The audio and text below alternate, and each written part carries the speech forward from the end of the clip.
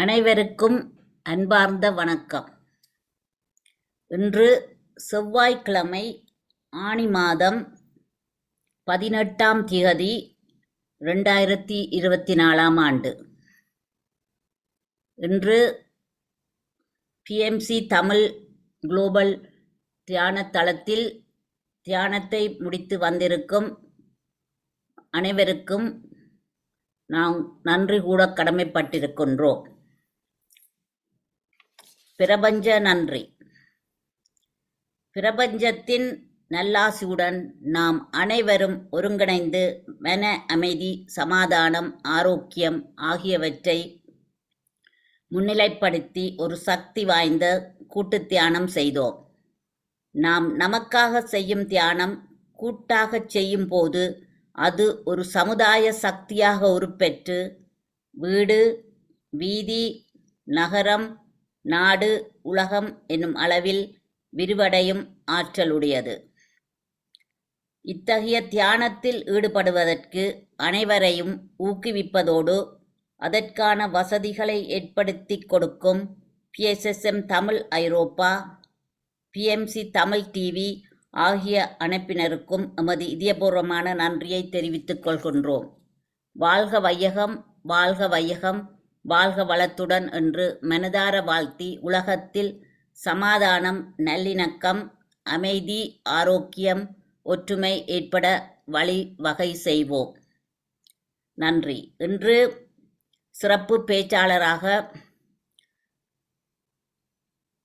Radhai Sivagnanam master யூகேயிலிருந்து தொண்டை நாடு சான்றோருடைத்து என்ற சிறப்பு பேச்சை பேச உள்ளார்.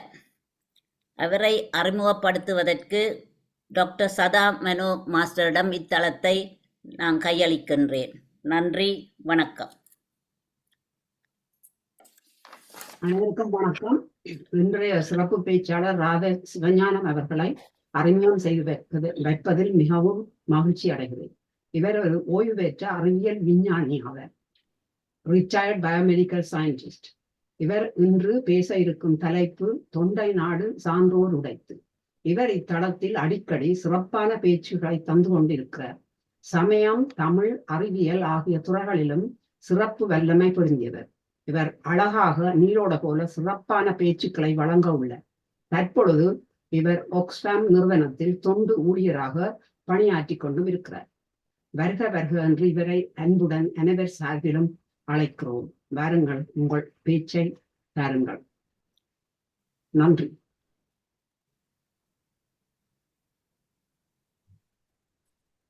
நன்றி சதாமனாமா, உங்களுடைய அறிமுகத்துக்கு.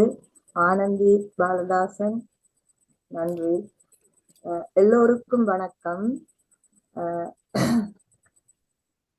நாளொரு வண்ணமும் பொழுதொரு மேனியுமாக இத்தளத்தை சிறப்பாக நடத்தி வரும் அதிபர்கள் திருமதி ஸ்ரீஸ்கந்தராஜா அவர்களுக்கும் அவர்களுக்கு பக்கபலமாக உதவி செய்யும் வெளிநாட்டு உள்நாட்டு அங்கத்தவர்கள் அனைவருக்கும் எனது நன்றியும் பாராட்டுக்களையும் சமர்ப்பிக்கிறேன். எல்லோருக்கும் வணக்கம். சரி, நான் இன்றைக்கு எடுத்துக்கொண்ட தலைப்பு தொண்டை நாடு சான்றோர் உடைத்து. அப்ப நான் முதல் உங்களுக்கு தொண்டை நாடு என்ன என்பதை விளங்கப்படுத்துறேன். சரி, தொண்டை நாடு என்பது சங்ககால நாடுகளில் ஒன்று. இது தமிழ்நாட்டின் ஒரு பகுதி. இதன் தலைநகர் காஞ்சிபுரம். இது பல்லவர்களின் தாய் நாடாகும். தொண்டை நாட்டு அரசர்களுக்கு பட்ட பெயர் தொண்டைமான் ஆகும்.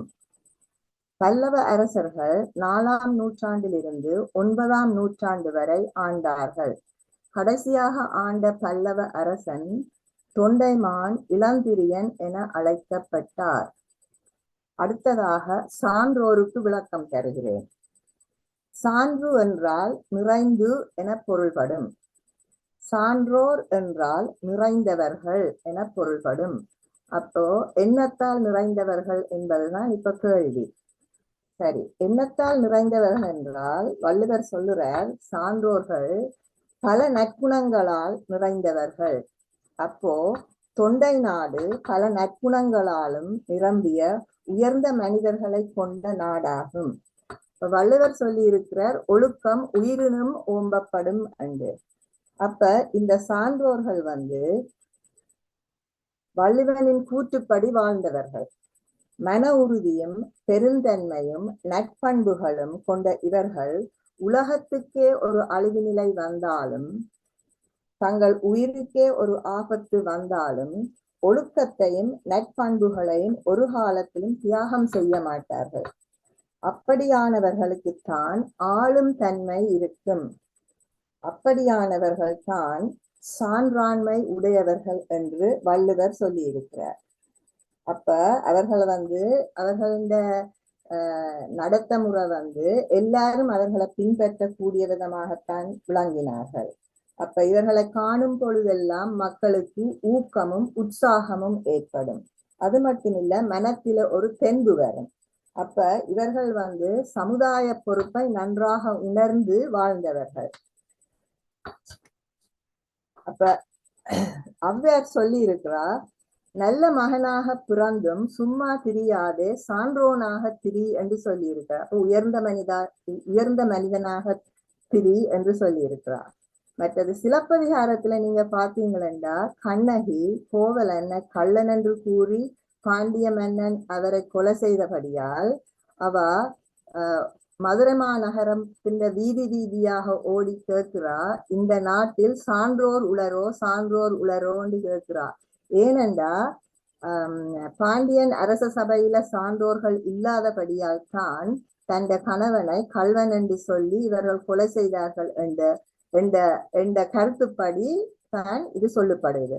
அப்ப இது பாண்டி நாட்டரசன். சான்றோர்கள் உடைத்த நாடு தொண்டை நாடு என்று சொல்லி இருக்கிறார் வள்ளுவர். அப்ப கண்ணகி கேட்கிறது பாண்டி நாட்டில.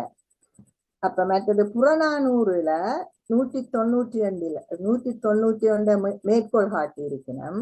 ஒரு வயோதிபர் ஆண்டு பலவாகியும் என் முடி நரைக்கவில்லையே என்று சொல்லுறார். அது ஏனென்றாலாம், நான் வாழ்ந்த கிராமத்தில் சான்றோர்கள் கணக்க இருக்கணும். அப்ப சான்றோர்கள் இருந்தபடியா அவர் சொல்லுறார், தனக்கு தலை நரைக்கவில்லை என்று சொல்லுறார். பிறகு வள்ளுவர் சொல்றார் என்னன்னா, வள்ளுவர் கனகுரல்ல சான்றோர்களை பற்றி சொல்லி இருக்கிறார். ஈன்ற பொழுதினில் பெரிதுவக்கும் தன்மகனை சான்றோன் என கேட்ட தாய். அப்ப ஒரு பிள்ளை பிறந்திருக்கேக்குள்ள இருந்த ஒரு தாய்க்கு இருக்கிற இன்பத்தை விட மற்றவர்கள் தந்த மகனை சான்றோன் ஒரு உயர்ந்த மனிதன் என்று சொல்றதை கேட்டு அந்த தாய்க்கு மிகவும் சந்தோஷமா. மற்றது சான்றோருக்கு பொய்யா விளக்கே விளக்கு என்று சொல்லுறார். அப்ப சான்றோர்கள் ஒரு நாளும் பொய் சொல்ல மாட்டினோம், எப்பவும் உண்மையைத்தான் சொல்லினோம். மற்றது ஒரு குடிகாரனிடம் போய் வள்ளுவர் சொல்லுறார், சான்றோர்களின் வெறுப்பை நீ ஏற்க வேண்டும் என்றால் தம்பி நீ குடி என்று சொல்றார். சான்றோர்களின் வெறுப்பை நீ சம்பாதிக்க விரும்பினால் குடி என்கிறார். மற்றது ஒரு தாய் ஒரு குடிகார மகனை ஒரு தாய் வெறுப்பாளே ஆனால் சான்றோர்கள் என்ன சொல்வார்களோ என்று அவர் கேட்கிறார், ஒரு கேள்வி கேட்கிறார். அப்ப இது எல்லாம் கள்ளுண்ணாமை என்ற அதிகாரத்தில் வரும் குறள்கள். சரி, இப்படியாக வள்ளுவர் பல குறள்களில் சான்றோர்களின் குணநலன்களை சுட்டி காட்டியுள்ளார். பிறநலன்களாகிய கல்வி, கேள்வி, செல்வம், பட்டம், பதவி முதலியவற்றை எல்லாம் அடக்கி எல்லாவற்றிலும் உயர்ந்திருப்பது குணநலம் என்கிறார் வள்ளுவர். அப்ப குணநலம் இல்லாவிட்டால் உங்களுக்கு மற்ற என்ன புறநலன்கள் இருந்தாலும் அது உங்களை ஒரு நாளும் உயர்ந்த மனிதன் ஆக்காது என்று சொல்றார் வள்ளுவர். அப்படியான சான்றாண்மைக்கு பல நற்குணங்களை வள்ளுவர் கூறியிருக்கிறார். ஆனால் அதுல 5 குணங்களை மட்டும் எடுத்து சொல்லுறார். இந்த 5 குணங்களும் சான்றோருக்கு இன்றியமையாதது என்று சொல்லுறார். அதை ஒரு குறள்ல விளங்கப்படுத்துறார். அன்பு, நான், ஒப்புரவு, கண்ணோட்டம், வாய்மையோடு 5 சால்பு ஊன்றிய தூண் என்று சொல்லுறார். அப்ப அன்பு என்றா அனைத்து உயிர்களிலும் அன்பு காட்டுவது, அன்புடைமை. நான் என்றா பழிபாவங்களுக்கு அஞ்சி வெட்கப்பட்டு அந்த பழிபாவங்களை செய்யாமல் இருக்கிறது. ஒப்புரவு என்றால் எவரையும் உறவாக்கி பொதுநலத்தில் ஈடுபட்டு சமுதாய வளர்ச்சிக்காக ஒத்துழைப்பது. கண்ணோட்டம் இயன்றவரை எளியவர்களில் இரக்கம் காட்டி உதவி செய்வது, அதாவது வறியவர்கள் எளியவர்கள்ட்ட கருணை காட்டுவது. வாய்மை என்றால் எப்போதுமே உண்மை பேசுவது. அப்ப இந்த 5 குணங்களும் சான்றாண்மை என்ற கோட்டையை தாங்கும் தூண்களாக அமையும் என்று சொல்லுறார். அது மட்டுமல்ல, இந்த கோட்டையில் தான் மக்கள் பாதுகாப்பாக இருக்க முடியும் என்பதை வள்ளுவர் உணர்த்தி இருக்கிறார். அப்ப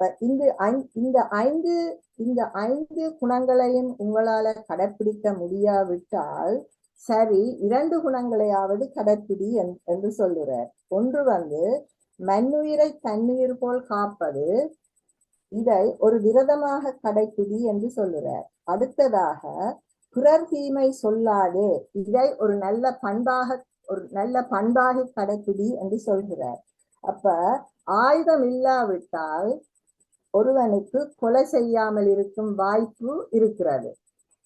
ஆனால் நாக்கு நாங்கள் எப்போவுமே எங்களோட காவிக்கொண்டு திரிகிற ஒரு ஆயுதம்.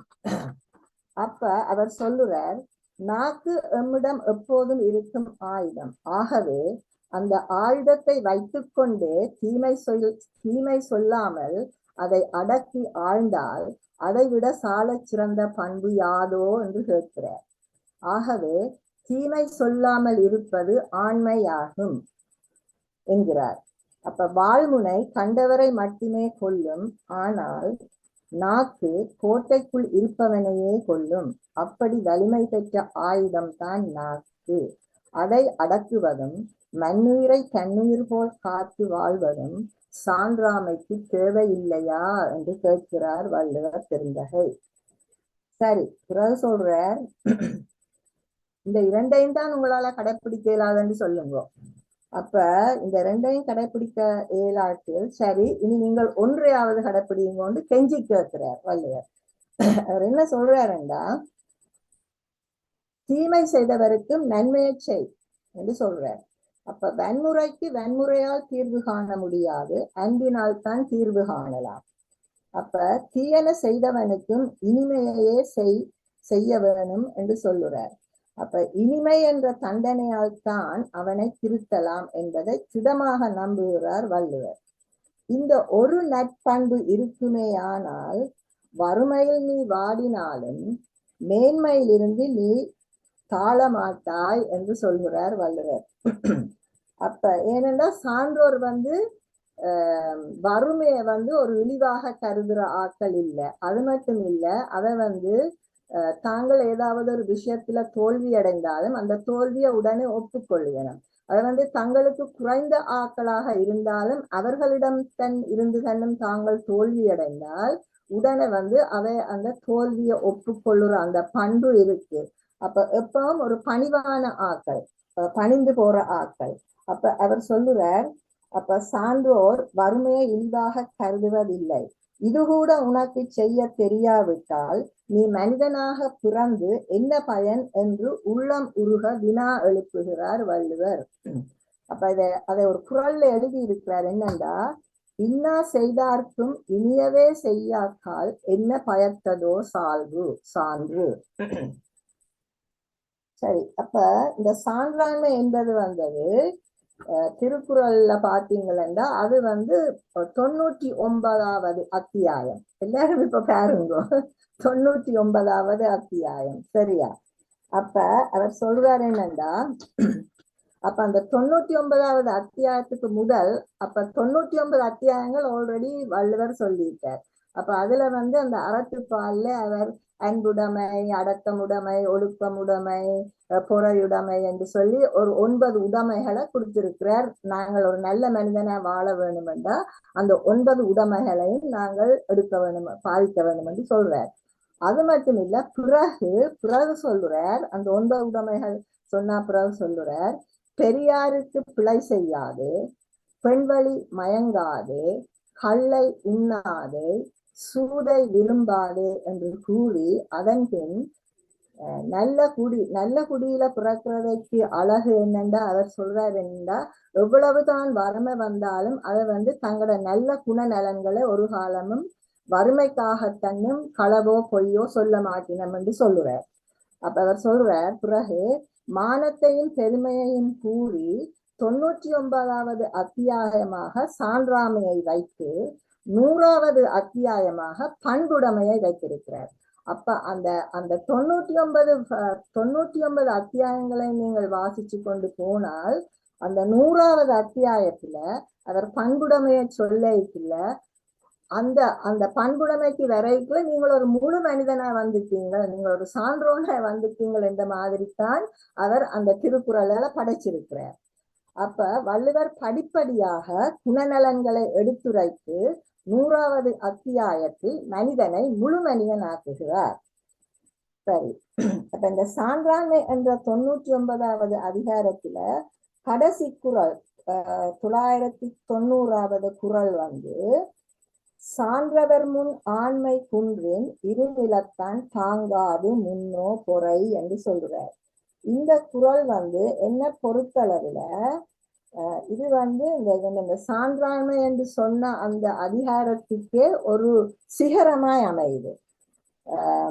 அதாவது அவர் என்ன சொல்றாருண்டா, மனிதன் சான்றோருக்கு பலவிதமான நற்குணங்களும் நிறைய பெற்றவர்கள் தான் இந்த சான்றோர்கள்.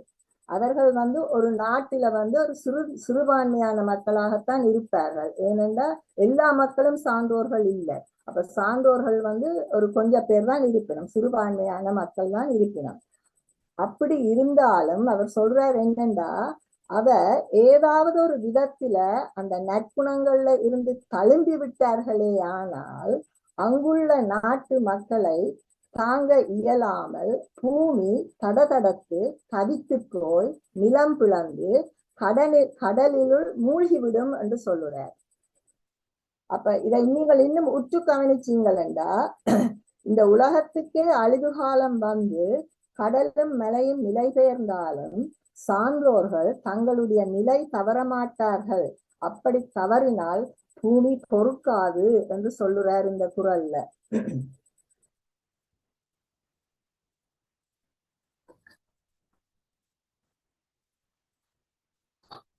அப்போ வள்ளுவர் சான்றோர்களை தலை உச்சியில் வைத்து போற்றுகிறார் என்பதை இக்குறள் மூலம் நான் விளங்கிக் கொண்டேன். எங்களுக்கு எங்களை பொறுத்தவரையில எங்களுக்கு வள்ளுவர் ஒரு சான்றோன் இல்லையா, அவர் ஒரு உயர்ந்த மனிதன். அப்ப மேலும் திருக்குறள் தமிழகத்துக்கு கொடுக்கப்பட்ட ஒரு பெரும் செல்வம். வாழ்க வள்ளுவர், வாழ்க திருக்குறள். தமிழகம் சான்றோரை தன் நாட்டின் செல்வமாக கருதியுள்ளது. இதற்கு சான்றாக ஔவையின் வாக்கு பின்வருமாறு குறிப்பிடுகிறது.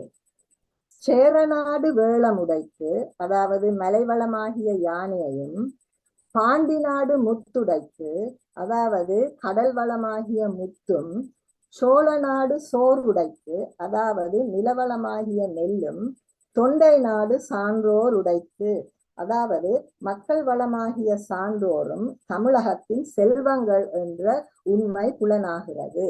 அப்ப என்ன சொல்லி இருக்கிறா, சேரநாடு வேளமுடைத்து, பாண்டி நாடு முத்துடைத்து, சோழ நாடு சோறுடைத்து, தொண்டை நாடு சான்றோர் உடைத்து என்று சொல்லி இருக்கிறார். அப்ப இது எல்லாரும் சேரர், சோழர், பாண்டியர், பல்லவர் எல்லாரும் தமிழ்நாட்டை ஆண்டவர்.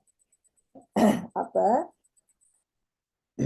நீங்கள் இனி யோசிக்கலாம், இந்த சான்றோர்களுக்கு இதை சான்றோர்களை இவ்வளவு தூரம் உயர்ந்த மனிதர்களாக இருக்கிறதுக்கு அதற்கு என்ன உதவி செய்தது, என்ன அதற்கு தேவைப்பட்டது என்று பார்த்தீங்களா, இப்ப வள்ளுவர் சொன்ன இந்த சான்றோர்கள் எல்லாம் சரியான தியானத்தில இருந்த ஆக்கள், தியானம் தவத்தில இருந்த ஆக்கள்.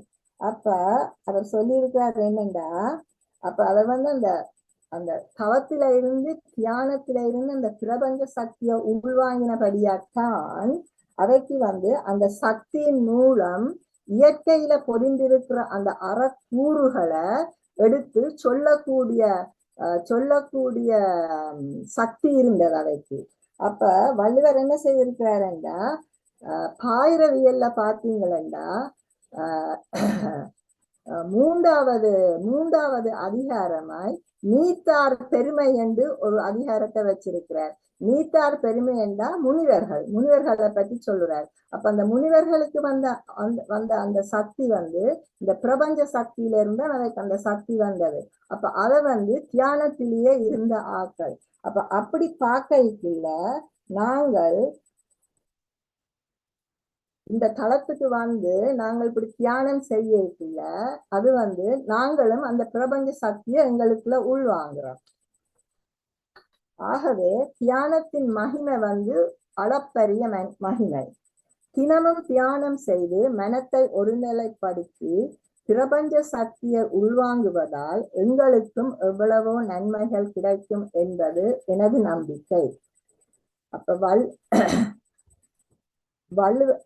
வள்ளுவருக்கும் உரையாசிரியர் பரிமேலழகருக்கும் இந்த தியான தளத்திற்கும் இங்கு கூடியிருக்கும் அனைவருக்கும் நன்றி கூறி எனது சிற்றுரையை முடிக்கிறேன். இன்பமே சூழ்க, எல்லோரும் வாழ்க வளத்துடன். மிகவும் நன்றி. கேட்டுக்கொண்டிருந்த எல்லாருக்கும் மிகவும் நன்றி. மிகவும் அருமையான பேச்சு ராதா மாஸ்டர். தொண்டை நாடு சான்றோர் உடைத்து, இதுல சான்றோரின் பெருமைகளை மிகவும் அருமையாக திருக்குறளின் மூலமாக நீங்க நல்லா விளங்கப்படுத்தி இருக்கிறீர்கள். முதல் ராதா மாஸ்டருக்கு இப்படி அருமையான ஒரு பேச்சை கொண்டு எங்களுக்கு அருளியதுக்காக வேண்டி ஒரு அவாக்கு பாராட்டையும் நன்றியையும் தெரிவிக்குமோமாக 30 வினாடிகள் நாங்கள் கைதட்டி அவை பெருமைப்படுத்துவோம்.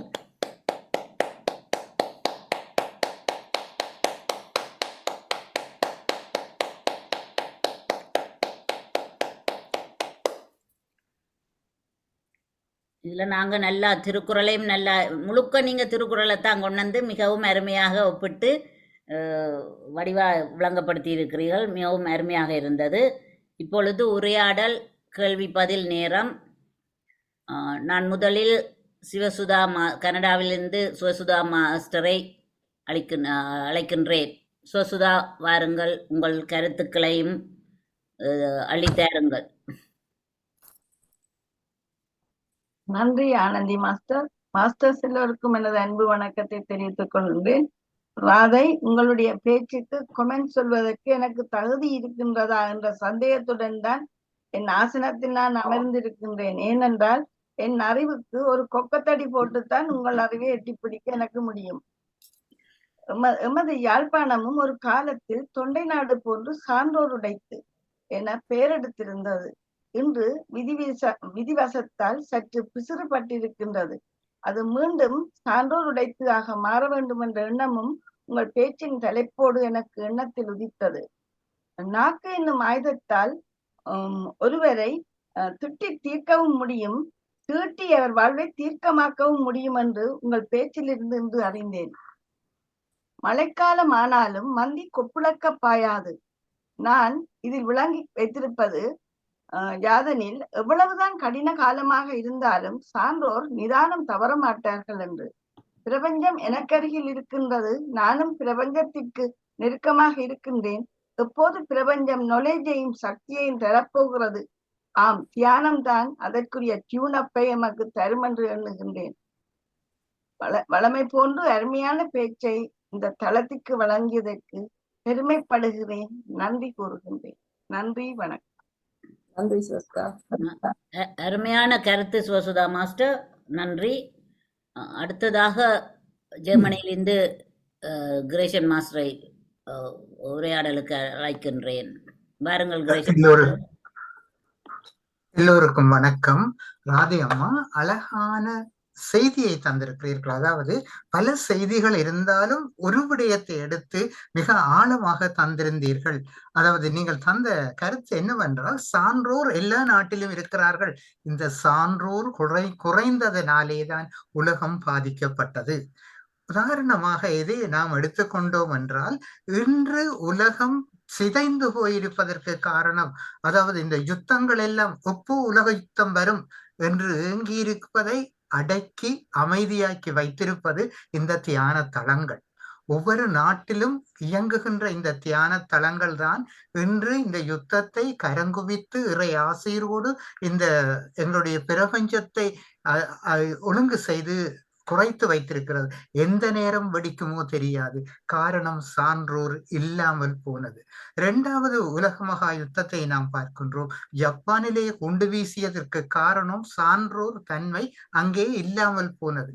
இந்த தன்மை இலங்கையில் இல்லாமல் போனதுனாலே தான் இன்று இந்த இந்த இலங்கையிலே பெரும் யுத்தங்களும் எத்தனையோ பெரிய அழிவுகளும் ஏற்பட்டிருக்கின்றன. நீங்கள் அழகான சொல்லி இருந்தீர்கள், சான்றாண்மையின் அந்த தன்மையை தூண்களை பற்றி சொல்லி இருக்கும் பொழுது அழகாக சொன்னீர்கள். சான்றோர் பொய் சொல்ல மாட்டார்கள். பொய் சொல்ல வேண்டிய தேவை இல்லை. சில தேவைகள் ஏற்பட்டது எனக்கு. அப்பொழுது நீர் இப்படி சொல்லும், இப்படி சொன்னா உமக்கு நல்லது. நான் இதொன்று எனக்கு தேவையில்லை. நான் சொல்றதை தான் சொல்லுவேன், செய்யறதை செய்யட்டும். ஆனால் எனக்கு எந்த தீமையும் வர இல்லை. காரணம் நான் அந்த உண்மையை சொல்லி நான் நடந்தபடியா. என்னவென்றால் நான் சோசியலுக்குள்ளே போக வேண்டிய காலம். என்னட்ட பேங்க்ல எக்ஸ்ட்ராவா நான் பென்ஷனுக்காக போட்டிருந்த காசு இருந்தது. அங்கே கேட்கின்றார்கள், உங்கள்கிட்ட எவ்வளவு காசு இருந்தது? நீ சொல்ல வேண்டாம். நான் என்னட்ட காசு இருக்குது, இன்ன இடத்துல இருக்குது, இவ்வளவு இருக்குது. நானும் போட்டிருக்கிறேன், நீங்களும் போட்டிருக்கிறேன், என்ன செய்கிறீர்கள்? எனக்கு ஒரு அளவான ஒழுங்கினை செய்து வீட்டு வாடகை கட்டக்கூடியதாகவும் ஒழுங்கு செய்து இன்னைக்கு தந்தார்கள். காரணம் நான் உண்மை சொன்னதனாலே. நான் பொய்யை சொல்லி இருந்தால் அடியோடு தொலைந்திருப்பேன். ஆகையினாலே நீங்கள் சொன்னது அழகான கருத்தம்மா.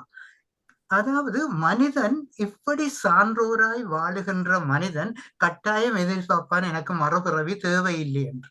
ஏனென்றால் எனக்கு என்னத்துக்கு திறவி? மனிதனாக வாழ்ந்தால் கடைசி காலம் மனிதனன்றது பெரிய கொடை.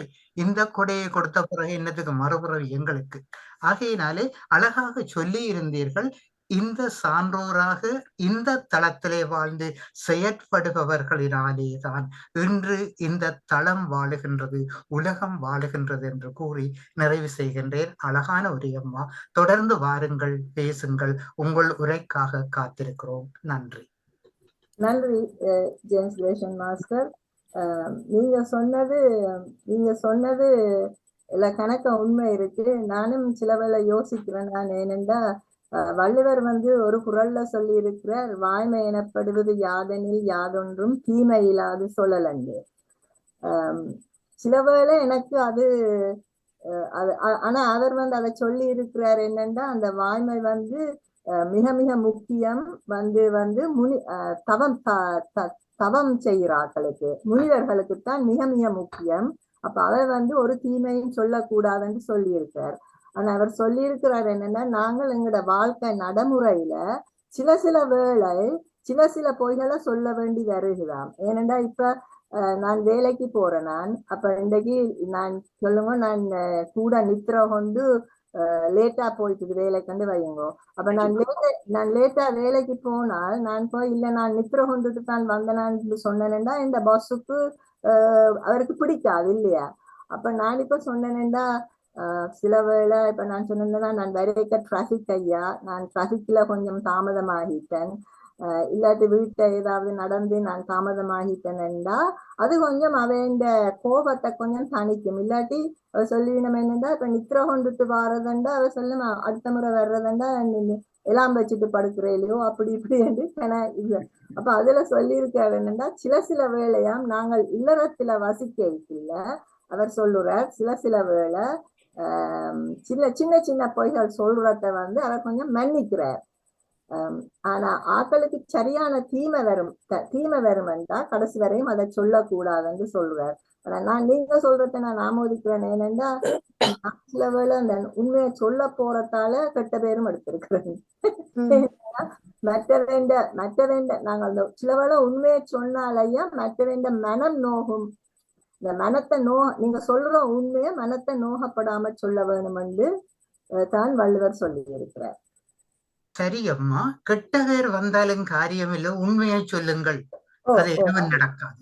அதிலே துணிந்து நில்லுங்கள், உண்மை சொல்றதிலே துணிந்து நில்லுங்கள், அதால எதுவும் நடக்க போறதில்லை. போற்றுவார் போற்றட்டும், தூற்றுவார் தூற்றட்டும், உண்மையை சொல்லிவிட்டு செல்லுங்கள். நன்றி அம்மா. நன்றி. அருமையான கருத்து கிரேஷன் மாஸ்டர், அருமையான பதிலும் ராதா மாஸ்டர். அடுத்ததாக டாக்டர் சதா மெனோவை அழைக்கின்றேன். வாங்க சதா. அனைவருக்கும் வணக்கம். அருமையான கருத்து பரிமாற்றம். நான் கிரேஷன் ஜேம்ஸ் மாஸ்டர், சிவசுதா மாஸ்டர் சொன்ன முறை எனக்கு சொல்றதுக்கு ஒன்றும் இல்லாத மாதிரி தான் இருக்கிறது. என்றாலும் சொல்ல வேண்டியது சொல்ல வேணும். அதுல என்னன்னா, ராதா மாஸ்டர் முக்கியமாக இந்த பேச்சு வந்து இப்ப சில தினங்களுக்கு முன்னும் சொல்லித்தான், அதுவும் அந்த பேச்சாளர் வராட்டி அந்த இடத்துக்கு அவ செய்ய சொல்லி நாங்கள் கேட்டு அவ உடன்பட்டு வந்து செய்தது. அதுக்காக நான் நன்றி கடமை விட்டுள்ளேன் என்றதை முக்கியமாக நான் சொல்ல விரும்புகிறேன். அவ எப்பொழுதும் அதுக்கு ஆயத்தமாக இருப்பா. இவங்க கேட்டால் அவசரமா ஒரு ஸ்பீச் வரும்பொருள் வர இல்லை என்றால் அதுக்கு ரீப்ளேஸ் பண்றதுக்கு அவ உடன்பட்டு வருவா. அது உண்டு. ஆனா என்ன மாதிரி ஆயத்தப்படுத்தி வந்தவொடனே நான் தெரியாது. என்ன கேட்டா தலைப்பு விளங்கினது உண்டு. நான் தலைப்பை பற்றி நான் ஆராய்ச்சி செய்யவே இல்லை. எனக்கு நான் கொஞ்சம் பிஸியா போனேன். நான் பார்க்க இல்லை. நீங்கள் வந்து அங்க சர்ப்ரைஸா கொண்டாடணும்னு சொன்னான். சரி வரட்டும். அவ வந்து அங்கட திருக்குறள் வாப்பிலையும் வந்து கதைச்சாண்டா அருமையான விடயங்களை கூறிக்கொண்டிருப்பா. நாங்கள் பலரும் அதுல இருந்து படித்துக் கொண்டிருக்கிறோம். ஒவ்வொரு கிழமையும் நாங்கள் அவன் டிஸ்கஷனை பார்த்து கொண்டிருக்கிறோம். நாங்கள் அருமையாக செய்வா. மிக்க நன்றி. மற்றது பொய் சொல்றதை பற்றி ஜேம்ஸ் மாஸ்டர் சொன்னதுல இன்னொரு கருத்து இருக்கு. என்னண்டா, இப்ப பொய்ய சொல்லி போட்டு பொய்ய சொல்லி அதை பற்றி யோசிச்சு கொண்டிருந்து அது நட்டம் போனா போட்டும் காசு. இப்ப களவாக அதை எடுத்து இப்ப இந்த நாளைக்கு இன்னும் 10 மடங்காக நீங்க லூஸ் பண்ணலாம். அப்ப அந்த பிரின்சிபிள பாவிச்சா அப்படி யோசிச்சு பார்த்தா நாங்க எழுத்துக்கவே இல்லை. அது நாங்க நேர்மையாக போனால் அது வாரது வரும், போறது போகும். நான் நஷ்டம் வரைக்கும் அப்படித்தான் சொல்றேன். வாரது வரும், போறது போகும், அவ்வளவுதான். எங்களோட கார் களவு போனது brand new car, only 1000 miles ஓடின கார். அப்ப என்ன, அது ஏதோ போகணும், போயிட்டு அந்த மாதிரி தான் எடுக்கிறது. இல்லாட்டி அதை பற்றி யோசிச்சு கொண்டு இருந்தா இந்த உலகத்துல ஜீவிக்கிறதே கஷ்டம். எது நடந்தாலும் அப்படியே எடுத்துக்கொண்டு போயிடும். ஆனா தளத்துக்கு ஏற்ற பல விடயங்கள் நீங்கள் தளத்துக்கு மட்டும் இல்லை, அனைவருக்கும் உயிர் வாழும் மனிதர்கள் அனைவருக்கும் தேவையான பல விடயங்கள் இதுல பொதிந்திருந்தது. ஆழமான கருத்துகள் அருமையாக இருந்தது. மற்றது இயற்கை சீற்றம் கொள்றதை பற்றி அதுவும் அருமையாக கலந்திருந்தது உங்களோட பேச்சுல. அதான் நடக்குது. இப்ப உலகத்துல நடக்கிற எல்லா சீற்றத்துக்கும் காரணம் வந்து மனிதர்களின் பிஹேவியர். மிக்க நன்றி ராதா மாஸ்டர். நன்றி. அருமையான கருத்து சதா மாஸ்டர், நன்றி. அடுத்ததாக அருந்ததி மாஸ்டர், வாருங்கள், உங்கள் கருத்துக்களை சொல்லுங்க. அனைவருக்கும் வணக்கம். ராதா மாஸ்டர் மிக்க நன்றி. அருமையான பேச்சு. தொண்டை நாடு சான்றோர் டெத்து கொஞ்சம் விளங்குற கஷ்டமா தான் இருந்தது எனக்கு, மற்றவர்களுக்கு விளங்கி இருக்கும் எனக்கு. நீங்கள் என்ன சொன்னது தொண்டை நாடு என்று, அதே நான் யோசிச்சேன், என்ன தொண்டை நாடு என்று ஒரு நாடு இருக்கின்றதா? நீங்க சொன்னீங்க தமிழ்நாட்டுல ஒரு பகுதி, அதான் அப்படியா இருக்குது? தமிழ்நாட்டுல காஞ்சிபுரமா? காஞ்சிபுரம் தான் அதே தலைநகரம். பல்லவ அரசர்கள் தான் அந்த இந்தியா தமிழ்நாட்டுல ஒரு பகுதியை ஆண்டவ. அப்ப அவை வந்து ஆலயத்துல காஞ்சிபுரம் தான் அவைண்ட தலைநகரமா இருந்தது. அப்புறம் 9ஆம் நூற்றாண்டுக்கு பிறகு வந்து சோழர்கள் போய் பல்லவரை வென்று சோழர்கள் தான் அதுக்கு பிறகு ஆண்டது. அப்ப அவைண்ட ஆட்சி 9ஆம் நூற்றாண்டு வரை தான் இருந்தது. அத நீங்க கூறின மாதிரி என்ன சான்றோர் இருக்கிறபடியா இப்படியும் ஒவ்வொரு நாட்டிலையும் கொஞ்சம் சான்றோர் இருக்கிறபடியா தான் இந்த உலகம் நடந்து கொண்டே இருக்கின்றது. தொண்டை நாட்டுல கூட பேர் இருந்திருப்பினும், ஆனால் இலங்கையிலும் கொஞ்சம் பேர் இருக்கிறோம் சான்றோர்கள். ஒவ்வொரு நாட்டிலையும் சான்றோர்கள் இருக்கின்றார்கள். ஆனபடியாக இந்த உலகம் நடைபெற்று கொண்டு போகுது. சண்டை வருதோ இல்லையோ இன்னொன்னு சபாய் பண்ணி கொண்டு போய் நம்ம எல்லாரும், ஏனென்றால் கொஞ்சம் பேர் சான்றோர்கள் இருக்கிறார்கள். அந்த சான்றோர்களாலதான் இந்த நாடே, இந்த உலகமே உயிர் வாழ்ந்து கொண்டிருக்கணும். ஜனங்கள் எல்லாம் சண்டையில நடக்குது, பெரிய இதுகள் எல்லாம் நடந்தாலும் ஒரு சான்றோன் இருந்தாலே அந்த வட்டாரத்துல ஒரு சான்றோன் இருக்கிறதாலே அந்த வட்டாரம் முழுக்க இதாகும். ஆனபடியா நாங்கள் எல்லோரும் சான்றோர்களாக வர வேணும் என்று கூறித்தான் இந்த தியானம் நாங்கள் நடத்துகின்றோம். எல்லாருமா சேர்ந்துதான் நடக்கின்றோம். ஆனபடியா இந்த நாங்கள் இருக்கும் இந்த ஒவ்வொரு நாட்டில இருந்தும் வர்றபடியா ஒரு சான்றோர் இருந்தாலும் இருக்கிறார்கள். ஆனபடியா இந்த உலகம் நல்லாக வளரும் வந்து கொண்டிருக்கின்றது என்று கூறி அருமையான பேச்சுக்கு மிக்க நன்றி சதா. தேங்க்யூ. நன்றி. அருமையான கருத்து அருந்ததி மாஸ்டர். அடுத்ததாக சிட்னியில பஞ்சாச்சரம் மாஸ்டர், வாருங்கள், உங்களோட கருத்துக்களை சொல்லுங்கள். எல்லோருக்கும் வணக்கம். ராதா மாஸ்டர் திறமையாக சான்றோர் தொண்ட நாடு சான்றோருடையதென்ற தலைப்பில் சான்றோரை பற்றிய விவரங்களை பேசியிருந்த சான்றோர் உண்மையாக தேவை, ஆனால் அது நாட்டுக்கு தேவை. சான்றோர்களை கௌரவிக்க வேண்டும் என்று ஒவ்வொரு இடங்கள்லேயும் சான்றோருக்கு கௌரவிக்கிற விழாக்களும் நடந்து கொண்டுதான் இருக்கிறது. அந்த நாள் துவக்கம் இப்பவும் சான்றோரை கௌரவிப்பார்கள். சிட்னியிலேயும் இப்பவும் சான்றோர் விழாவுடன் 2-3 பேரை அந்த வருஷத்து சான்றோர் என்று கௌரவிப்பார்கள். அந்த விழா நடந்து கொண்டிருக்கிறது. சான்றோர் உலகில் இருக்கிறபடியால தான் உலகம் தழைக்கிறது என்ற விடயத்தை வலுவாக கூறியிருந்தார். சான்றோரை பற்றி திருக்குறள் மட்டுமல்ல, எல்லா நூல்களிலையும் சான்றோரை பற்றி பெரிதாக தான் சொல்லியிருக்கிறார்கள். அதாவது பல்லவர்கள் தான் முதல் இந்த கோயில்களை கட்ட ஆரம்பித்தார்கள். அதுக்கு முதல் சின்ன சின்ன கோயிலாக தான் இருந்தது. அப்போ பல்லவர்கள்லாம் அந்த கோயில்களை கட்ட வேணும் என்று ஆரம்பித்தார்கள். சோழர்கள் பிறகு அதுக்கு அரண் அதுகளை சேர்த்தார்கள். அப்போ பல்லவர்கள் இருந்தபடியால்தான் இப்போ தமிழ்நாடு எல்லாம் கோயில் உள்ள நாடாக இருக்கிறது என்பதையும் கூறி நல்ல பேச்சு, அருமையான பேச்சு என்று கூறி விடைபெறுகிறேன். நன்றி, வணக்கம். நன்றி பஞ்சாச்சரம் மாஸ்டர். அருமையான கருத்து பஞ்சாச்சரம் மாஸ்டர். அடுத்ததாக கவிஞர் கோணேசன் மாஸ்டரை அழைக்கின்றேன். வாருங்கள், உங்கள் கருத்துக்களை அள்ளித்தாருங்கள். நன்றி அம்மா. இமைப்பொழுதும் என் நெஞ்சில் நீங்காதான் தாழ்வாழ்க. அம்மா அவர்களது பேச்சு மிகவும் சிறப்பாக அமைந்துள்ளது. அதற்கு எனது வாழ்த்துக்களும் வணக்கங்களும் நன்றிகளும். அம்மா அவர்கள் சான்றோரை பற்றிய கருத்தை மிகவும் ஆழமாக எடுத்து கூறியபடியா நான் அதுக்கு கொண்டதும் இல்லை. ஆனா ஒரே ஒரு அருந்ததி அம்மா அந்த கேட்டபடியா நான் கொஞ்சம் கூட விளக்கத்தை கொடுக்குறேன் அம்மா என்ற பெர்மிஷனோட அந்த தொண்ட நாடை பற்றிய தகவலை மட்டும் சொல்லிட்டு விடுகின்றேன்.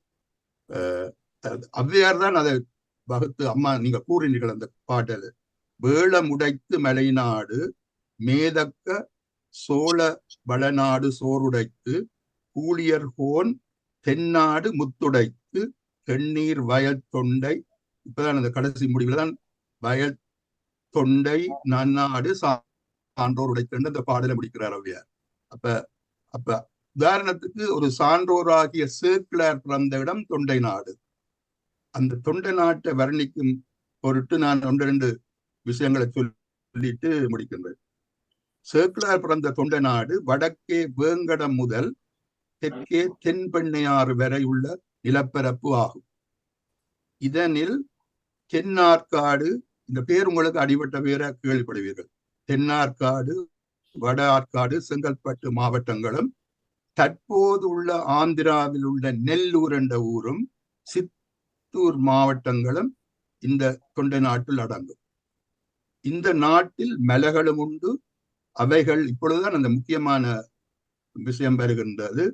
நீங்கள் கேள்விப்பட்டிருப்பீர்கள், காலத்தி திருக்காலத்தி என்றது தொண்டை நாட்டில் உள்ளது.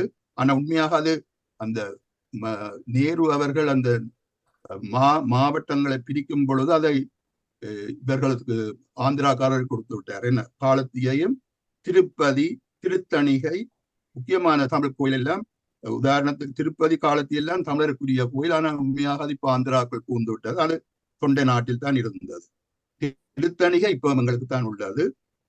வேலூர், செங்கல்பட்டு முதலிய இடங்களில் இருக்கின்றன. இவ்வளவு இடமும் தான் தொண்டை நாட்டை முக்கியமாக குறிக்கின்ற ஊர்கள். இந்த நாட்டில் ஒரு காலத்தில் காடுகள் பல இருந்தன.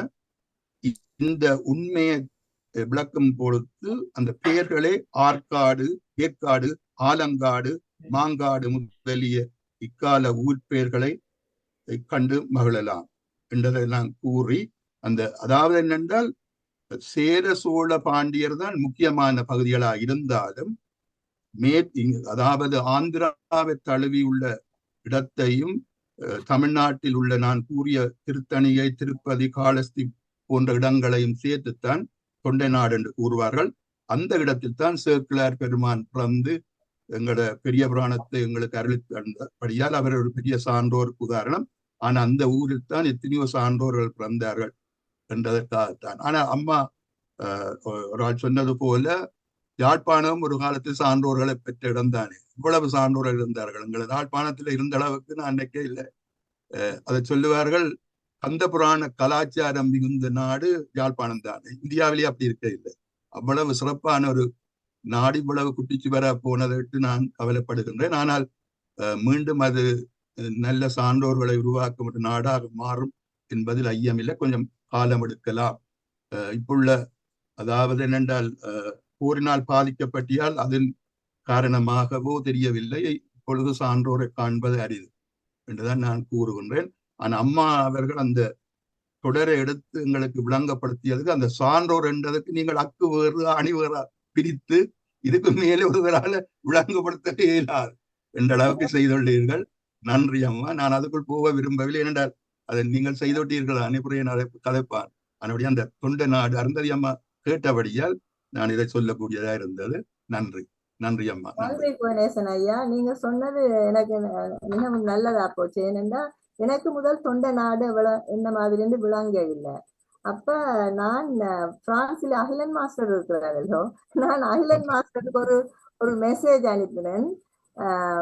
எனக்கு தொண்டை நாடு எனக்கு சாடையா விளங்குது அகிலன் மாஸ்டர், எனக்கு முழுக்க வடிவா விளங்கல, எனக்கு விளங்கப்படுத்துவீங்களோ என்று நான் ஒரு மெசேஜ் தான் போட்டேன். நான் அவருக்கு மெசேஜ் போட்டுட்டு நான் கீழ் வீட்டுல இருந்து மேல் வீட்டுக்கு போயிட்டு கீழே வாங்கி வர கிடையில எனக்கு மறுமொழி போட்டுட்டார் அகிலன் மாஸ்டர்.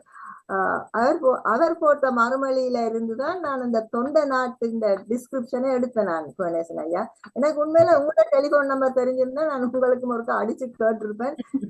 இன்னைக்கு நான் இந்த கதை கேட்கே நான் யோசிச்சேன்னா நீங்கள் வருவீங்களோ வந்து. அதனால நீங்கள் வந்து அருந்ததி அம்மா கேட்ட கேள்விக்கு நீங்க வடிவா மறுமொழி தந்திருக்கிறீங்க. பட் நான் உங்களை இன்னொரு உதவி கேட்க வேணும் கணேசன் ஐயா.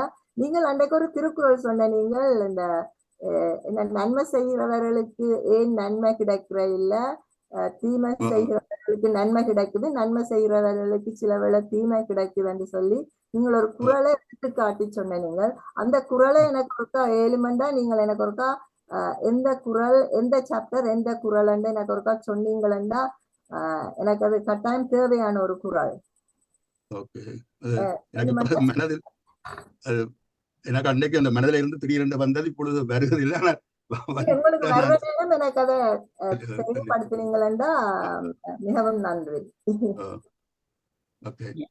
அருமையான மேன்மையான உரையாடல் கோணேசன் மாஸ்டர்.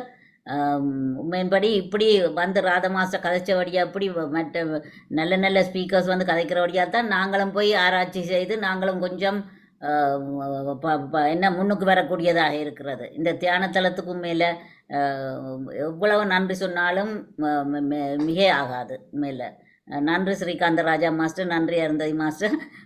உண்மையில அருமையான தியானத்தலம். நாங்கள் எவ்வளவோ படித்து கொண்டு வரோம். நன்றி கோணேசன் மாஸ்டர், நன்றி ராதா மாஸ்டர். மற்றது அடுத்ததாக சிவாமோகன் மாஸ்டரை உரையாடலுக்கு அழைக்கின்றேன். ஓடி வாங்கோ. நீங்க நல்ல வடிவா இன்னும் மிச்சம் சொல்லுவீங்க. அனைவருக்கும் வணக்கம். நான் அதிர்ச்சியில் இருக்கின்றேன். ஒரு அறிவியல் துறையிலே தன்னுடைய திறமையை வளர்த்த ஒரு அம்மையார் இவ்வளவு தூர்வம் அறிவுபூர்வமாக இந்த தொண்டை நாடு பற்றி அதுவும் சான்றாமையை வைத்து அவ்வாறு அளந்து தள்ளிவிட்டார்கள். என்னவென்று சொல்வது? அறிவியல் இங்கே நல்ல அழகாக வேலை செய்திருக்கிறது. நீங்கள் அந்த ஆராய்ச்சி சம்பந்தமான விடயங்களிலே சேவையாற்றி இருந்தபடியால் உங்களுடைய அந்த நுணுக்கமான நுண்ணறிவும் இந்த தமிழும் சமயமும் நீங்கள் அழகாக செய்யக்கூடிய ஒரு வல்லமையை உங்களுக்கு அது கொடுத்திருக்கிறது என்று நான் முதலில் உங்களுக்கு சொல்லி உங்களுக்கு என்னுடைய தனிப்பட்ட பாராட்டுதல். ராதையம்மா, மிகவும் செழுமையான ஒரு உரையாடலை நீங்கள் இங்கே தந்திருக்கிறீர்கள். அதுக்கு முதலில் நான் தனிப்படவாவது எல்லோருடன் சேர்ந்தாவது இந்த கூட்டான நன்றியை சொல்ல வேண்டிய கடமை எனக்கு இருக்கின்றது. அதிலே நீங்கள் அந்த 5 சான்றாமை பற்றி எல்லாம் அழகாக சொல்லிவிட்டீர்கள். இதுல ஒரு நல்ல விஷயம் நீங்கள் சொன்னீர்கள். பல்லவர் காலம் காஞ்சிபுரம், அங்கே பல்லவர்கள் இல்ல என்ற அளவுக்கு தங்களுடைய திறமையையும் தங்களுடைய வளர்ச்சியையும் கொண்ட காலம்தான் அந்த பல்லவர் ஆட்சி காலம். அங்குதான் எங்களுடைய கட்டிடக்கலைகள் தோற்றம் பெற்றது. கட்டிடக்கலையினுடைய ஆரம்பமே பல்லவர் காலம். நல்லொரு கருத்தை நீங்கள் முன்வைத்திருக்கிறீர்கள். கோணேசன் ஐயா சொன்னார், இப்ப இருக்கிற இந்த கோயில்கள் எல்லாம் அந்த காலத்துல தான் எழுந்ததுண்டு. அவர்கள் தான் கட்டினார்கள், அழகழகாக கட்டினார்கள். ரத கோயில்கள் கட்டினார்கள், பஞ்ச ரதங்கள் கட்டினார்கள். பஞ்ச பாண்டவர்களுக்கு பஞ்சரத கோயில்கள் கட்டினார்கள், குடவரை கோயில்கள் கட்டினார்கள், மலையை குடைந்து கட்டியிருந்தார்கள். அந்த காலத்தை மறக்க முடியாது. உண்மையாகவே அந்த இந்த இந்த தொண்டை நாட்டினுடைய வரலாற்றிலே அந்த காஞ்சிபுரமும் பல்லவர் காலமும், சோழர் காலம் பெரிய காலமாக இருந்தது. படைபலத்தோடு சோழன் தன்னுடைய நாட்டில இருந்து அண்டை நாடுகளை போய் அவர் பிடிச்சு ஆண்டார். நிறைய விஷயங்கள் எங்களுக்கு தெரியும். இருந்தாலும் பல்லவர் அவ்வாறு செல்லவில்லை. ஆனால் அவர்கள் தொண்டை நாட்டுக்குள்ளேயே நிறைய விடயங்களை சாதித்திருக்கிறார்கள். அந்த போய்னிய நாங்கள் பார்க்கின்ற எல்லா கலையம்சமும் பல்லவருடைய கலையம்சம்தான், வேற எதுவுமே இல்லை. பல்லவருடைய கலையம்சமாகத்தான் இருக்கும். அதை யாருமே இல்லை என்று கூற மாட்டார்கள் என்று நினைக்கின்றேன். அடுத்தது, அந்த சான்றோர்கள் அவர் ஒரு குறள் சொல்லி இருக்கிறார். நீங்கள் அதை சொல்லி இருக்கிறீங்களோ இல்லையோ எனக்கு தெரியல, எனக்கு ஞாபகத்தை காண இல்லை. கடைசி குறள் சொல்லியிருக்கிறார், சான்றவர் சான்றாமை குன்றின் இரு நிலம் தான் தாங்காது மன்னோ பொறை என்று சொல்லியிருக்கிறார். என்னத்தை சொல்லியிருக்கிறார் வள்ளுவர் என்று சொன்னால், அதாவது சான்றோர்களிலே சார்பு நிறைந்த அந்த பண்பு குறையுமானால், சான்றோர்களாக இருக்கிறவர்களிடம் அந்த பண்பு குறையுமாக இருந்தால், இந்த இருநிலம் என்பது இந்த பூமியை சொல்லியிருக்கிறார். இந்த பூமியை சொல்லியிருக்கிறார். இந்த இருநிலமானது தன்னுடைய பாரம் தாங்க முடியாமல் அது அப்படியே போய்விடுமாம், தாழ்ந்து போய்விடுமாம் என்று அழகாக கூறியிருக்கிறார். நல்ல கருத்துக்கள், உங்களுடைய ஆழமான கருத்துக்களோடு நீங்கள் இதை இங்கு பகிர்ந்திருக்கிறீர்கள். எனக்கும் ஒரு கருத்து இருக்கிறது. கோணேசன் ஐயாவும் சொன்னேர், இன்னும் பலரும் சொன்னீர்கள். எங்களுடைய ஈழத்து சான்றோர்கள், உண்மையிலே ஈழத்து சான்றோர்களை யாருமே கவனிக்கவில்லை என்பது என்னுடைய பெரிய பெரிய குறைபாடு. யாருமே கவனிக்கவில்லை, இருந்தவர்களும் கவனிக்கவில்லை, இல்லாதவர்களும் கவனிக்கவில்லை. இதனுடைய அர்த்தத்தை நீங்கள் புரிந்து கொள்ளுங்கள். யார் இருந்தவர்கள் யார் இல்லாதவர்கள் என்பதை எதுக்காக சொல்கின்றேன் என்று ஒரு நல்ல விஷயம் ஒன்றை நான் கூற வேண்டும். அண்ணாமலை பல்கலைக்கழகத்திலே பேராசிரியராக பணிபுரிந்த சுவாமி விபுலானந்தர், உங்களுக்கு தெரியும், நாங்கள் இசை பற்றிய யாழ் நூலை கற்பதற்காக எங்களுக்கு தந்த ஒரு பெரிய மாமேதை. அவர்தான் இந்த உலகம் என்று பாட்டுக்கொரு புலவன் பாரதியடா, புரட்சி கவிஞனடா, வீர தமிழனடா, பாப்பா பாட்டு பாடிய புலவனடா என்று எவ்வளவோ கருத்துக்களை அள்ளி அள்ளி கொடுப்பார்கள். அப்படிப்பட்ட புலவரை இந்த உலகத்துக்கே அறிமுகத்துக்காக அரங்கேற்றுவதற்காக பாடுபட்டு அந்த இடத்தை எடுத்து கொடுத்தவர் சுவாமி விபுலானந்தர். நீங்கள் எந்த இடத்திலையும் உங்களுடைய நெஞ்சை நிமித்தி அழகாக கூறுங்கள், இது சரித்திரம் கொண்ட வரலாறு, யாருமே அழிக்க முடியாது. ஆகவே அவருடைய சொல்லுக்கு அந்த காலத்திலே அந்த இடத்திலே பாரதியினுடைய பாடலை சீர்தூக்கி பார்ப்பதற்கு பெரிய சான்றோர்கள் இருந்திருக்கிறார்கள். அவர்கள் சீர்தூக்கி பார்க்கிற அந்த பாடலுக்கு கூறியவருடைய சான்று எவ்வளவு தூரம் உயர்வாக இருந்திருக்க வேண்டும் என்பதை நீங்கள் பாருங்கள். அவர் அந்த காலத்திலே அண்ணாமலை பல்கலைக்கழகத்திலே கற்பித்துக் கொண்டிருந்தார் சுவாமி விபுலானந்தர். அவருடைய சொல் அங்கே எடுபட்டிருந்தது.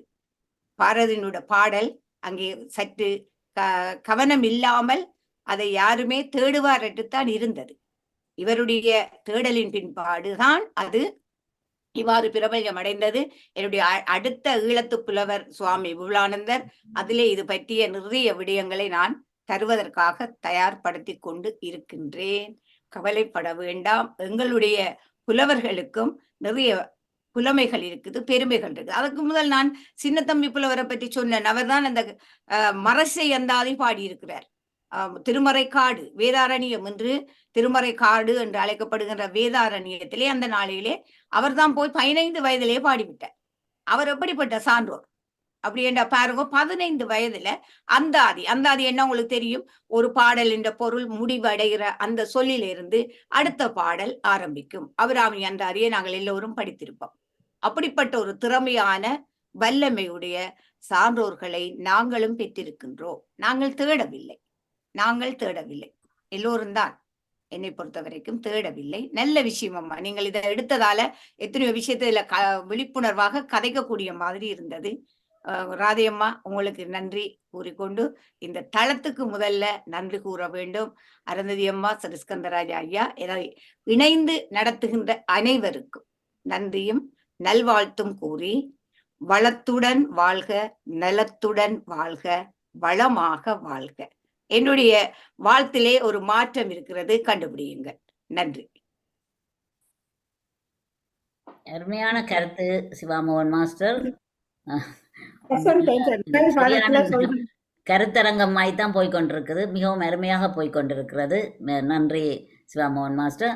நீங்க அடுத்த முறை வந்து விபுலானந்தரை பற்றி கதைக்க போறீங்களே, விபுலானந்தர் அதை அவளுடன் எதிர்பார்த்து கொண்டிருக்கிறோம். என்ற எங்களோட யாழ்ப்பாண தாக்கல் மேல் எத்தனையோ பேர் இருந்தவர்கள், அவர்களை சேர் பொன் ராமநாதன், விபுலானந்தர், அப்படி கன பேர் இருக்கிறேன். ஒவ்வொன்றா நீங்கள் வந்து நேரம் கிடைக்கிற போது எங்களுக்கு சொன்னாதான் எங்களுக்கும் கொஞ்சம் அந்த முந்தி படித்ததை எல்லாம் மறந்து கொண்டு வந்துட்டோம். இனி திருப்பி கிளறி இது பண்ணினா தான் சரி.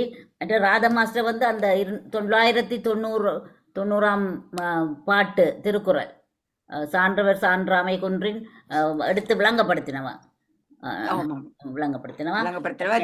எனக்கு அந்த பாட்டு அது ரொம்ப பிடிக்கும், ரொம்ப பிடிச்சிருக்குது. ஏனென்றா உண்மையாகவே ஒருவர் இல்லாவிடில் இந்த நிலம் நிச்சயமாக தாங்க முடியாது என்று சொல்லிட்டார் வள்ளுவர். என்ன வள்ளுவர் அறுதியாக ஒரு விஷயத்தை சொல்லி இருக்கிறார். ஆகவே இருக்கிறார்கள், இன்னும் அவர்கள் இருக்கிறார்கள் என்ற நம்பிக்கையோடு எல்லோரும் வாழ்வோம். அதிகாரத்துக்கு சிகரமா விளங்குறதே அந்த நீங்க சொன்ன அந்த கடைசி குறள் 990வது குறள் தான் அந்த சிகரமா விளங்குற குறள். சிரசாக விளங்குவது. நீங்க நல்ல தரமான பேச்சோட தந்திருக்கிறீங்கம்மா. நீங்க அறிவியல் தான் உங்களுடைய பாடமும் உங்களுடைய தொழிலுமாக இருந்திருக்கு. திருக்குறள் படிக்க தொடங்கினது நான் இதை எனக்கு இதுல கன விஷயங்கள் விளங்கல. இந்த தொண்டனை நீங்க சொன்ன ஹிஸ்டரி ஒன்றும் எனக்கு அவ்வளவு தெரியாது. நான் இந்த சான்றாண்மையத்தான் நீங்க சொல்ல வேணும் என்றதுக்கு சான்றாண்மை என்ற ஒரு தலைப்பை கொடுத்தா அவ்வளவு இன்ட்ரெஸ்டிங்கா இருக்காது ஆக்கள் கண்டு போட்டுதான் தொண்டை நாடு சான்றோர் உடைத்து என்று போட்டு வந்து சொன்னேன். நல்லா இருந்தது. புதுசா உங்களோட தலைப்பு இருந்தது. நீங்கள் ஒரு உண்மையாக ஒரு விஞ்ஞானி, அப்படிப்பட்ட அந்த இடத்துல இருந்து நீங்கள் சரியான ஆராய்ச்சிகளை செய்துதான் இதை எடுத்து கூறியிருக்கிறீர்கள். ஆனா பொருத்தப்பாடுடையதாக இந்த தளத்துக்கு ஏற்றதாகவும் கூறினீர்கள். அதுக்கு உண்மையாக உங்களுக்கு பாராட்ட வேண்டும். நல்ல விஷயம். தொடர்ந்தும் இப்படியான விஷயங்களை எடுத்து வந்து கட்டாயம் நீங்கள் செய்ய வேண்டும். ராதையம்மா மாதிரி பல பேர் நீங்கள் உருவாகுவதற்கு சந்தர்ப்பம் இதுகள். அருமையாக இருந்தது சிவாமோகன் மாஸ்டர். அடுத்ததாக கன் கோயினேந்திரன் கோணேசன் மாஸ்டர் பாருங்கள். நன்றி அம்மா. நான் நீங்கள் அந்த கேட்ட குரல் எனக்கு இப்போ ஞாபகம் வந்துள்ளது அம்மா. அது அந்த 17வது அத்தியாயம் அழுக்காராமை என்றதை எழுதி வைங்க. 17 அழுக்காராமை. அதுல 9வது குறள், அந்த குறள் எண்ணையில 9, அந்த அழுக்காராமையில 9வது குறள் 17வது அத்தியாயம். அந்த அதுல மொத்தமா சொன்னா 169வது குறளா வரும். அது முதல்ல இருந்து. ஆனா இப்ப 17வது அத்தியாயம் அழுக்காராமையில 9வது குறள். குறளை நான் சொல்லுகின்றேன், கேளுங்கள். அந்த சொல்ல எழுதி வச்சீங்கன்னா முதல் சொல்ல நீங்கள் ரெஃபர் பண்ணலாம். அவ்விய நெஞ்சத்தான் ஆக்கமும் வேணுமெண்டா எழுதுங்க. அவ்விய நெஞ்சத்தான் ஆக்கமும் செவ்வியான் கேடும் செவ்வியான் கேடும் நினைக்கப்படும். அவ்விய நெஞ்சத்தான் ஆக்கமும் செவ்வியான் கேடும். அதாவது இந்த அவ்விய நெஞ்சம் என்றது ஒரு கூடாத நெஞ்சம் உள்ளவனது ஆக்கமும் நல்ல சிறப்பான வாழ்வும், செவ்வியான் நல்ல முறையிலே நல்ல பண்பாடான ஒருவனது தாழ்வுடையதான வாழ்க்கைக்கும் என்ன காரணம் என்று ஔவையார் இல்ல திருவள்ளுவர்கிட்ட கேட்டிருக்கிறார்கள். அவருக்கு அதுக்கு சரியான பதில் கொடுக்கலாம் போச்சுன்னு தான் நான் நினைக்கிறேன். நீங்கள் கருத்தை விளங்கி பாருங்கள். வெவ்வேறு கருத்துக்களை கொடுப்பார்கள். ஆனால் என்ன பொறுத்த மட்டில அவர் திணறின ஒரே ஒரு குறள் இதுதான். அவர் அதற்கு சரியான பதில் கொடுக்க இயலாமல் இருக்கின்ற நான் நினைக்கிறேன். நான் பிள்ளையா இருக்கலாம், நான் பெரிய ஆளண்டு இல்லை. என்றால் அவர் என்னென்று முடிக்கிறார் என்றால், அவ்விய நெஞ்சத்தான் ஆக்கமும் செவ்வியான் கேடும் நினைக்கப்படும் என்றால் I will think about it என்ற மாதிரி தான் அவர் சொல்றார் போல என்று நான் நினைக்கின்றேன். மற்றவர்கள் பரிமையாளர்கள் என்ன சொன்னாரோ தெரியவில்லை, மற்றவர்கள் என்ன சொன்னாரோ தெரியவில்லை, நான் நினைத்ததை சொல்லுகின்றேன். ஆனால் நீங்கள் அதை படித்து உணர்ந்த நான் சொல்லுங்கள். நான் அது உண்மையா படிக்கவில்லை, நான் கேள்விப்பட்டதை தான் மனதில் வச்சுக்கொண்டு யோசிச்சு பார்த்தேன் எப்படி இருக்கலாம். நன்றி அம்மா. நன்றி. நன்றி கணேசன் மாஸ்டர். நன்றி ராதா மாஸ்டர். பவானி விக்னேஸ்வரன் பேச போறா, மற்றது கமல்ஹாசனையும் பேச ஆயத்தப்படுத்துறா போல இருக்க. பவானி விக்னேஸ்வரன் மாஸ்டர் வாங்க, உங்கள் கருத்துக்களை சொல்லுங்க. எல்லோருக்கும் வணக்கம். நான் எல்லாரும் பல கருத்துக்களை சொன்னபடியால் எனக்கு என்ன கருத்து சொல்லுவேன்னு தெரியவில்லை. ஆனால் நல்ல வடிவாக திருக்குறளோட சேர்த்து பல விஷயங்களை சொன்னது, சான்றோரை பற்றி சொன்னதை எனக்கு மிகவும் மகிழ்ச்சியாக இருக்கிறது. அவ்வளவுதான் சொல்ல முடியும், எனக்கு ஒரு ஒன்றும் சொல்ல முடியும். நன்றி பவானி. நன்றி. நன்றி பவானி மாஸ்டர். அடுத்ததாக கமலாசனி மாஸ்டர் வாங்க, உங்களோட கருத்துல சொல்லுங்க.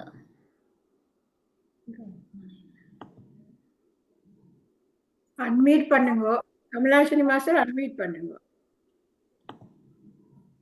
எனக்கு நான் ஒன்று ப்ரிப்பேர் பண்ணவும் இல்லை, நான் கொஞ்சம் லேட்டாகவும் போயிட்டு வர, அப்போ அதில் எனக்கு ஒன்றும் தெரியாது. இன்னொரு முறைக்கு ட்ரை பண்ணி பார்க்குறேன். அடுத்த முறை நீங்க சொல்ல வேணும் கருத்து கட்டேன். Oh my goodness. நல்லா பாடுறீங்க, கருத்து சொல்றதுக்கு இல்லாத.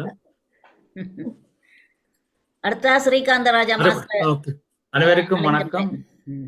மிகவும் அருமையாக தொண்டை நாடு சான்றோர் உழைத்து என்று சான்றோர்களை பற்றி எப்படி நாங்கள் இந்த தியானத்தையும் ஒரு சான்றோர் தளமாக இருக்க வேண்டும் என்று நீங்கள் விரும்புகிறீர்களா, இல்லாட்டி இருக்கிறதற்கு நாங்களும் எத்தனிக்க வேணும். அதாவது உண்மையான இது. ஆனால் விடயங்கள் என்னென்னா, முதலாவது நாங்கள் சின்ன சின்ன விஷயங்கள்ல இருந்து அதை நாங்கள் அவாய்ட் பண்ண வேணும். அதாவது ஒரு விஷயத்தை நீங்கள் சொன்னீங்க, பொய் சொல்லப்படாது. எப்படியும் நாங்கள் பொய் சொல்ல இருக்க வந்தாலும் அதை பொய் சொல்லாம இருக்கிறதுக்கு நாங்கள் யோசிக்க வேணும். மற்றது இன்னொரு ஆக்களை துன்புறுத்தும் முகமாக பேசக்கூடாது. இதெல்லாம் உங்களை தான் முதல் எஃபெக்ட் பண்ணும். பெண்ண அங்கால உங்களை யாரையும் பார்த்து எரிச்சல் பட்டாலோ என்ன செய்தாலோ முதல் எஃபெக்ட் பண்றது உங்களை தான். அதுக்கு நீங்கள் வழிவிடப்படாது. சரி, இப்ப நீங்கள் எல்லாரும் நல்ல வடிவாக இப்போ ஒவ்வொரு விதமாக வித்தியாசமாக எல்லாரும் அருமையாக பேசிக்கொண்டு இந்த தளம் மிகவும் தளம் வாரவர்கள் எல்லோரும் மிகவும் சந்தோஷமாகத்தான் எனக்கு சொல்றாரு. இப்போ செய்து முடிஞ்ச பிறகு இப்படி தளத்தை ஒரு இடத்தையும் காண இல்லை, நல்ல ஒழுங்காக நடைபெறுகிறது. ஒவ்வொரு நாளும் 3 நேரம் நடைபெறுகிறது என்று சொல்லி புதுக்க வந்தவர்களுக்கு கூட விளங்குது. ஏன்னா இந்த தளம் வேறு அக்குரேட்டா ஸ்டார்ட் பண்ணி அக்குரேட்டா முடியும். நாங்கள் போடுற விதங்கள் நீங்க கவனிச்சீங்களா பார்ப்போம். முதல் ஆக்களை சைலன்ஸ் ஆயிருக்க சொல்லுவேன். அதான் இவளோட ஸ்பீக்கர் வந்தாருன்னா அவர் சைலன்ஸ் ஆயிருந்தோன்னா வணக்கம் அவர் துவங்குவார். அதுக்கு விளங்குது இல்லை. இப்ப என்னடா வணக்கம் சைலன்ஸ் போட்டிருக்கத்தக்கனவா துவங்குறாரு அவர். அதுல அவர் பெரிய ஒரு என்ன தளத்துல என்ன நடக்குதுன்னு அறியாம வருகிறார்கள் என்றபடியத்தான் சில விடயங்களை நாங்களும் அவருக்கு இந்த ஸ்பீக்கர்ஸுக்கு நாங்கள் எஜுகேட் பண்ண வேணும். என்ன சைலன்ஸ் ஆயிருந்து பேர்ந்துதான் நாங்கள் இசைத்தியான இன்னொரு 15 நிமிஷம் இசை இல்லாமல் மௌன தியானம் செய்து கொண்டு வருகின்றோம். அதனால நாங்கள் எங்களுடைய தியானத்தில் எண்ணமற்ற நிலைக்கு போகும் பொழுது உங்களுக்கு பல சக்திகள் கிடைக்கிறது. இந்த சக்திகளில் ஒன்றுதான் நீங்க சொன்ன சான்றோர். இந்த மாதிரி சான்றோரா வாரத்துக்கு அது உந்து சக்தியாக இருக்கிறது.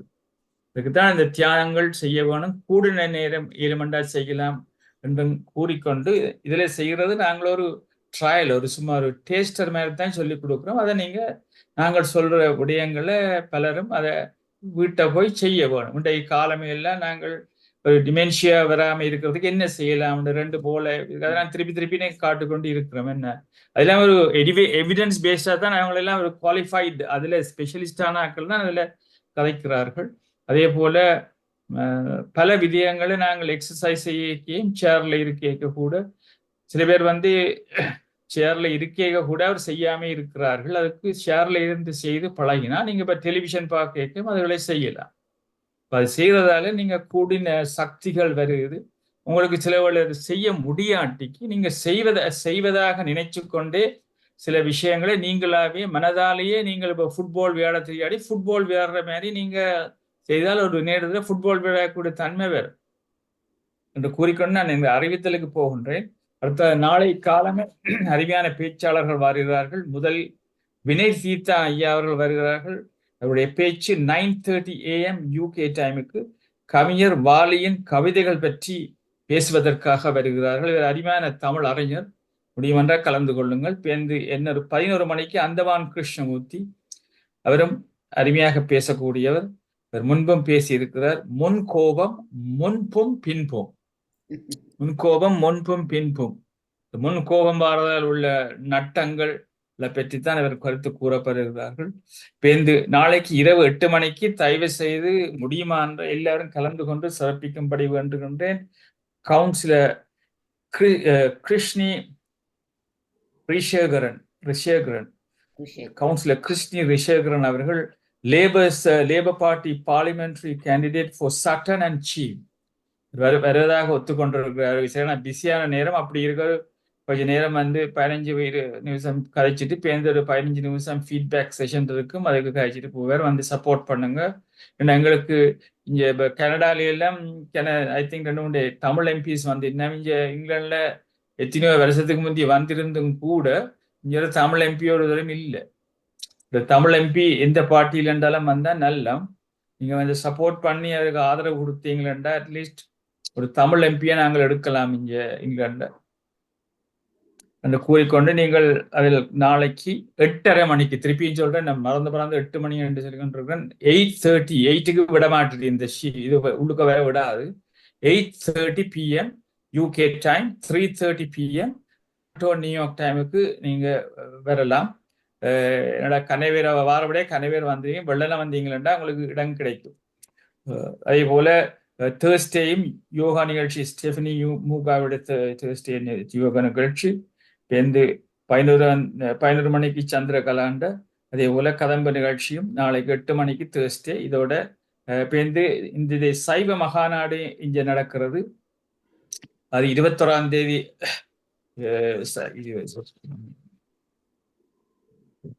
22ஆம் தேதி சைவ மகாநாடு விம்பிள்டன் கோயிலிலும், 23ஆம் தேதி லூசியம் சிவன் டெம்பிள்லையும் நடைபெறுகிறது. மற்றது 20ஆம் தேதி குலா மாஸ்டர் எனக்கு சொல்லி சொன்ன இருந்தவர் இங்க விம்பிள்டன் கோயில்ல நைனாரி தேர் திருவிழாவாக கொண்டாடுவார்கள். அதாவது வியாழக்கிழமை 7 மணிக்கு 7 PM UK டைம். இவ்வளவுதான் நிகழ்ச்சி நிரல். சோ முடியுமான அளவு இந்த நிகழ்ச்சியில் கலந்து கொள்ளுங்கள்.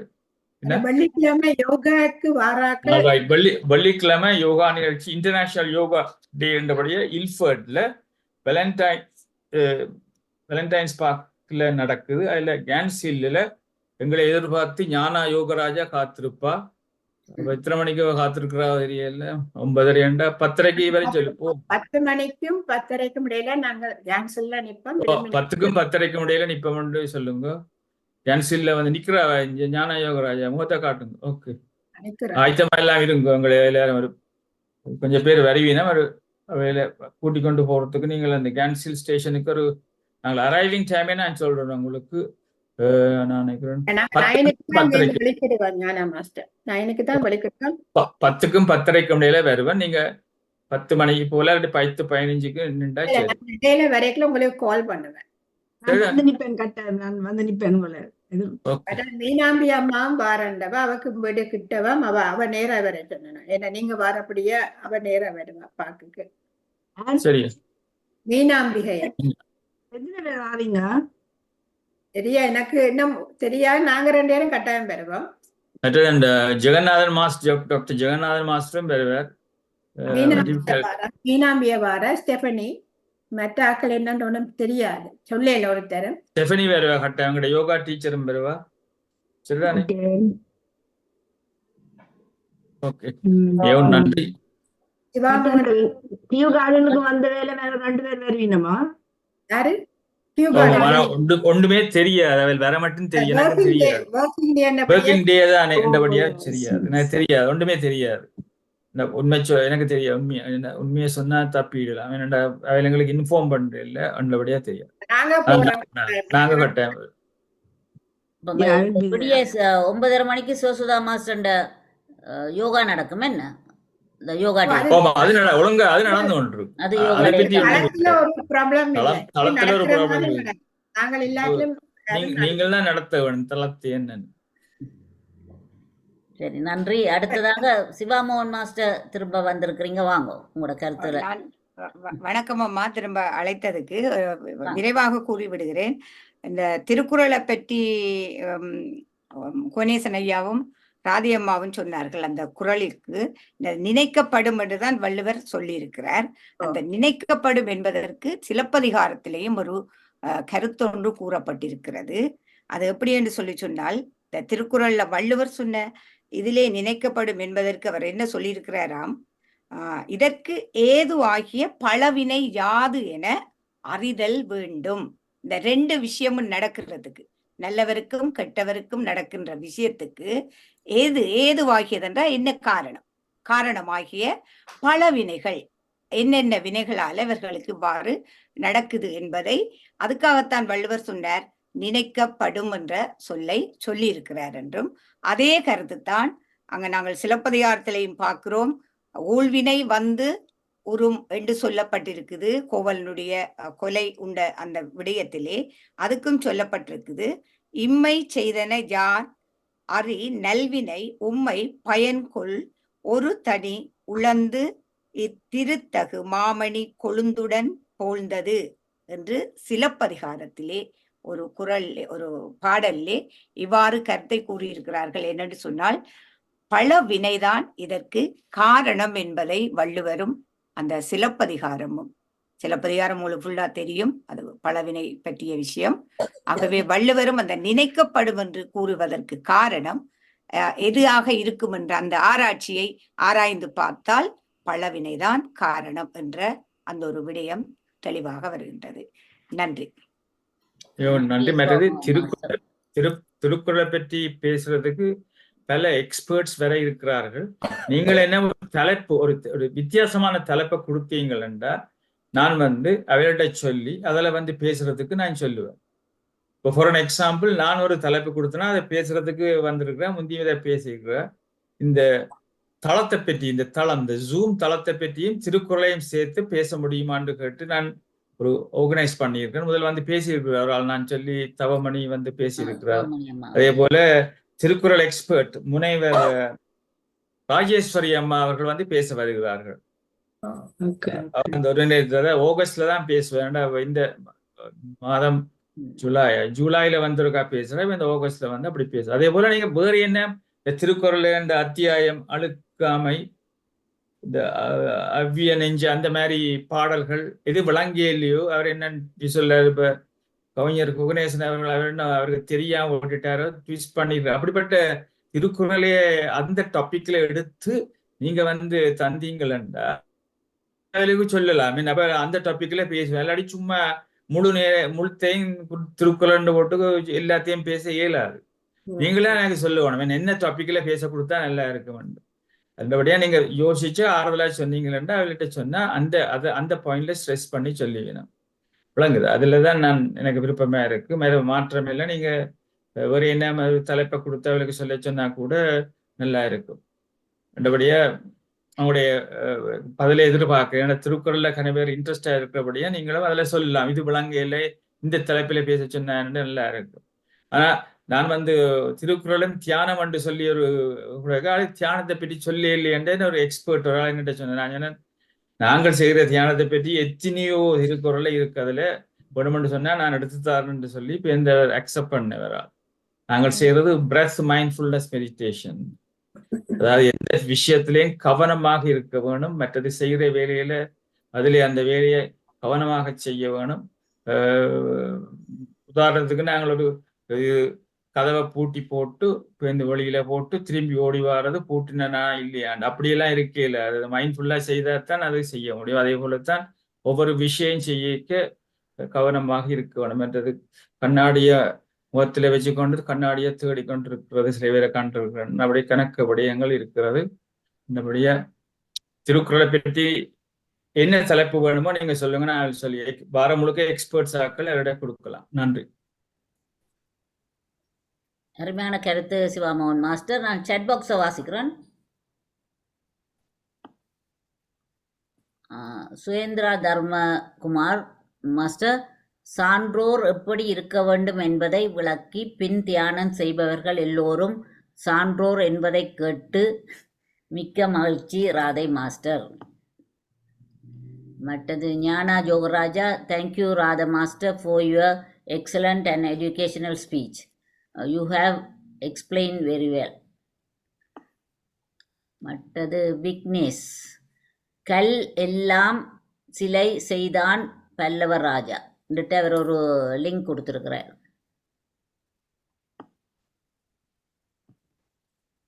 ஓகே, அவ்வளவுதான்.